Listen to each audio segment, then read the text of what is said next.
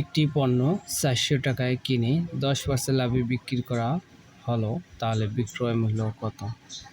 400 টাকায় কিনে, তার মানে ক্রয় মূল্য 400, 10% লাভে বিক্রি করা হলে বিক্রয় মূল্য কত? আমরা লিখব, ধরি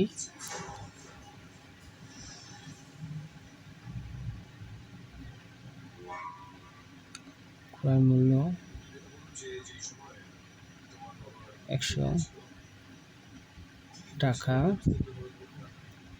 হলে 10% লাভে বিক্রয় মূল্য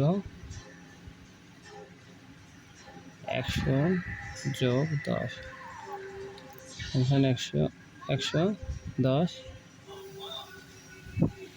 টাকা। ঠিক আছে, বিক্রয় মূল্য যদি 110 টাকা হয় আমরা লিখতে পারি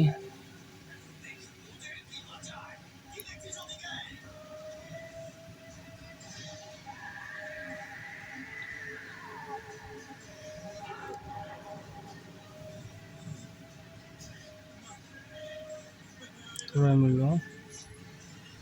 100 টাকা হলে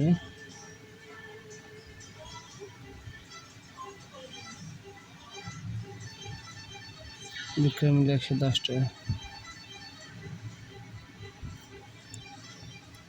অতএব ক্রয় মূল্য 1 টাকা হলে বিক্রয় মূল্য, ক্রয় মূল্য 100 টাকা হলে বিক্রয় মূল্য হয়েছে 110 টাকা, কিন্তু ক্রয় মূল্য যদি 1 টাকা হয় তাহলে বিক্রয় মূল্য হবে কি? কম। তাহলে নিচে হবে 100, উপরে হবে 110। আমরা এবার লিখব, এই যে 400 টাকা দেওয়া আছে, 400 টাকায়, তাহলে আমরা লিখব 400, ক্রয় মূল্য 400 টাকা হলে বিক্রয় মূল্য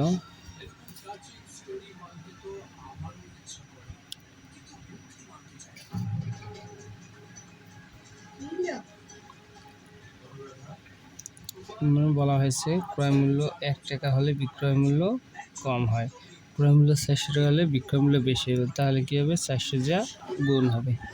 আর আমরা কি করব, এই 2 শূন্য এই 2 শূন্য কাটবো, তাহলে কি করব? 4 দিয়ে গুণ করবো, 4 ওকে 4, 4 ওকে 0, 440 টাকা। তাহলে বিক্রয় মূল্য দাঁড়ালো কত? 440 টাকা। এটাই আমাদের আনসার।